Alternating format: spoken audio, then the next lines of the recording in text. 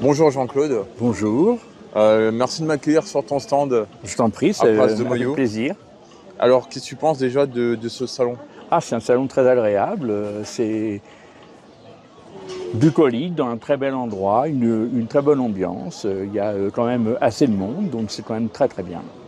On est, Et, on, euh, on est heureux d'y revenir chaque année. et comparé aux autres années, cette année, t'en penses quoi? C'est C'est pareil, je pareil? crois que c'est Il n'y a que la météo qui change. la météo. C'est vrai qu'il fait un petit peu plus beau qu'il y a un an, bon, mais sans que ce soit trop chaud, donc ça va. Quels sont tes univers? La poésie, j'aime bien parce que c'est une émotion instantanée. Et donc on peut écrire un poème très vite, dans un bus, dans un train, et aussitôt qu'on a une émotion qui nous prend. Donc dans les livres que j'ai un recueil qui est vraiment intime, c'est-à-dire que c'est les poèmes d'une vie entière, de la jeunesse jusqu'à un âge plus avancé. Donc on traverse les différentes époques. Et actuellement, par exemple, c'est des poèmes sur les petits-enfants ou des choses de ce genre-là. J'essaye d'être assez optimiste parce que c'est vrai qu'on est dans un monde qui est plutôt triste et pessimiste, et je pense que la poésie est aussi un moyen d'avoir une vision un petit peu plus joyeuse. Autrement, je suis également un romancier. J'aime écrire des romans sur les histoires humaines. Donc il y a très souvent dans mes romans une base véridique. C'est des histoires qui m'ont été racontées et qui ensuite, évidemment, sont mises en fiction avec une part de invention, parce que autrement, on ne serait pas un romancier si on se contentait de prendre un fait.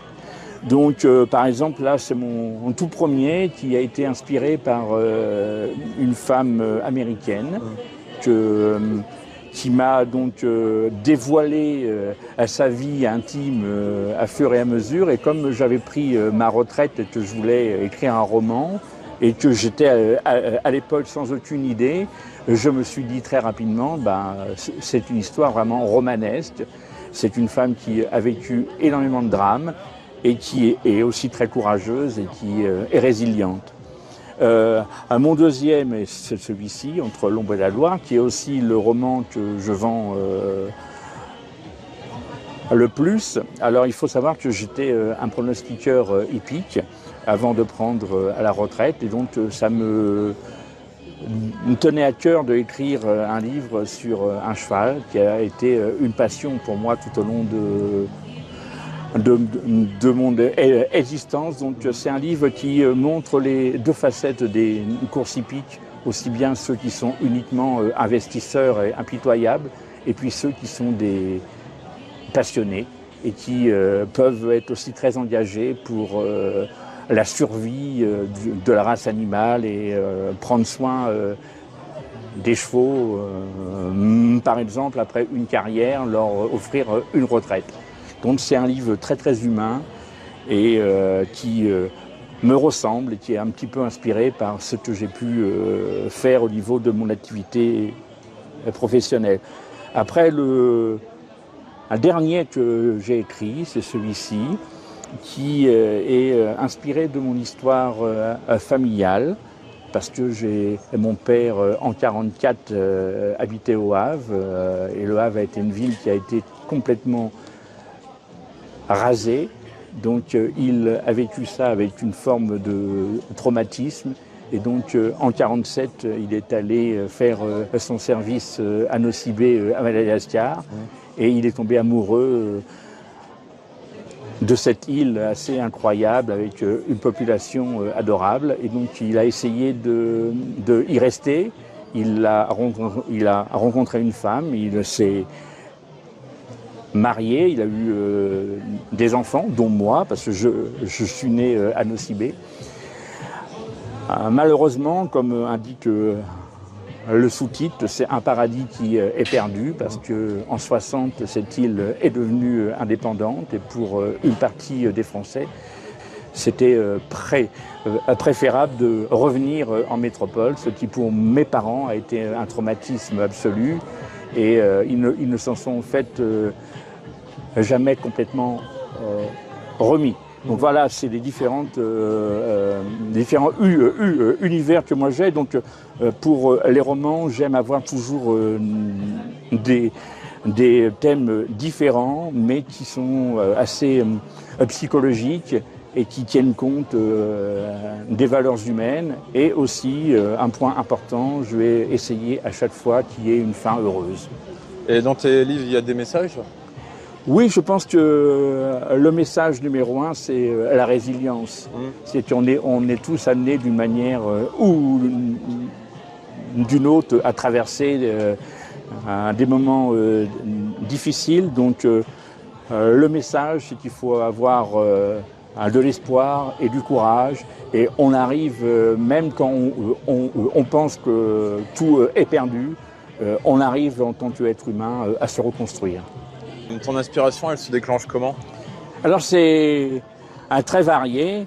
Ça peut être une histoire qu'on me raconte, ça peut être inspiré par à ma propre vie, ça peut être un fait divers. Je n'ai pas de règle en fait, mais en règle générale, quand j'écris un roman, j'ai une idée pour le roman qui va suivre. Et en fait, ça va mariner en moi. Et à un moment donné, il y a peut-être un message subliminal qui me dit quand il est prêt à être écrit. Mais non, j'ai pas de règle absolue. J'ai plein d'idées. Je pense que je pourrais en écrire 30 ou 40. J'ai pas du tout peur de la page blanche. Au contraire, j'ai plutôt peur de ne pas avoir assez de temps pour écrire tout ce que j'aurais envie. Est-ce que c'est toi qui choisis l'histoire ou est-ce que c'est l'histoire qui te choisit? Alors, je dirais qu'en règle générale, c'est l'histoire qui me choisit. Par exemple, là, je n'ai pas choisi de faire une rencontre avec une femme qui va se sentir aussitôt très bien avec moi, en pure amitié, et qui se sentira à l'aise pour s'ouvrir à moi et me révéler son intimité. Et en fait, c'est la plus belle des histoires, dans la mesure où c'est une histoire qui est racontée, qui est vraie par une personne, mais que je vais moi retranscrire à ma façon. Donc au fond, il y a un double échange entre un apport extérieur et ce que moi j'ai envie d'en faire en finale. Pour toi, qu'est-ce que l'imaginaire? L'imaginaire, alors moi je suis pas trop dans l'imaginaire, c'est vrai que je suis plutôt un auteur qui aime bien à m'appuyer sur un vécu, mais l'imaginaire, je pense que c'est la liberté de pouvoir voir et faire ce qu'on veut avec son écriture, avec ses pensées, avec ses rêves. Donc en fait, l'imaginaire, c'est le contraire de la frontière. C'est une ouverture et comment dire, un champ illimité. Et pour toi, ça t'apporte quoi dans ton quotidien? Ça m'apporte que je pense que l'imaginaire, ça donne la possibilité de s'évader aussi, c'est-à-dire de ne pas être enfermé à des événements ou dans une contrainte, et en fait arriver à se ressourcer, c'est-à-dire que presque à créer une vie intérieure qui est en parallèle de la vraie vie. Et je pense que c'est très important d'avoir ces deux choses en soi. Et penses-tu qu'il y a une limite à l'imaginaire? Oui, il y a une limite à l'imaginaire, oui. Il faut que l'imaginaire reste quand même dans un cercle qui est acceptable pour l'autre. Quand on va écrire une histoire, je ne voudrais pas écrire une histoire qui est trop fantaisiste ou irréaliste. Donc l'imaginaire est utile, mais il ne faut pas non plus aller trop loin. Il faut qu'on en ait à la maîtrise. Et concernant l'écriture, ça t'apporte quoi dans ton quotidien d'un point de vue personnel? Ça m'apporte un bien-être absolu. Je pense que depuis que j'ai toujours écrit, hein, mais maintenant que je suis à la retraite, il ne se passe pas une journée sans écriture. Je passe de très nombreuses heures. Quand je me lève le matin, c'est la première chose que je fais. Et même en soirée, c'est la dernière chose avant d'aller au lit. Donc moi, c'est absolument essentiel. J'ai besoin de ça. Peut-être que j'ai besoin de me sortir aussi de mon propre monde et de m'en créer un autre. Quels sont tes prochains salons?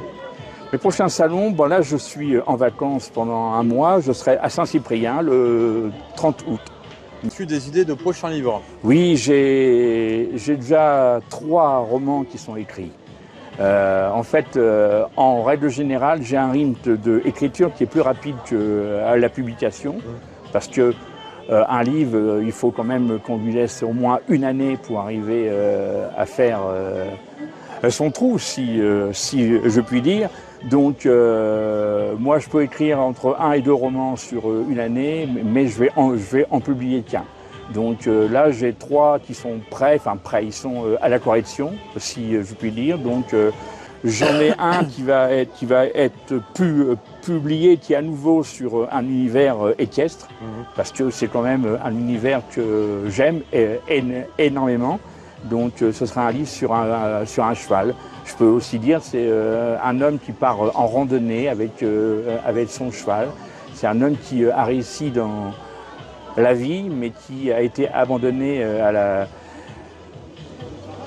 naissance et qui donc prend le cheval comme un prétexte pour aller à la recherche de sa famille. Donc il part de village en village pour essayer de reconstituer le fil de sa famille, voir s'il a un oncle, une mère, un frère, une sœur.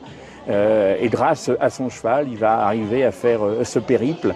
Mais à la fin du roman, on découvrira le motif essentiel qui est d'être bien avec son cheval durant 2 à 3 mois pour une raison qui est expliquée à la fin du roman et qui est assez inattendue. Et où est-ce qu'on peut te suivre sur les réseaux? Alors moi j'ai un Facebook, j'ai Instagram, je suis assez actif, j'ai un site internet qui est jeunet.odou.com. D'accord, est-ce que tu voudrais rajouter autre chose? Non, je te remercie pour cette interview depuis le temps, qui est très sympathique et puis c'est toujours agréable pour un auteur d'aller à la rencontre des lecteurs parce que à l'écriture c'est un moment de solitude. On passe des mois enfermés dans soi-même finalement pour écrire un livre. Et une fois qu'on l'a écrit, bien c'est vrai qu'on a envie qu'il soit lu, qu'il soit. Donc grâce à toi, notamment, si c'est l'opportunité d'être un peu lu, je t'en remercie. C'est moi qui te remercie. Et puis je te dis à la prochaine. À la prochaine, avec un grand plaisir.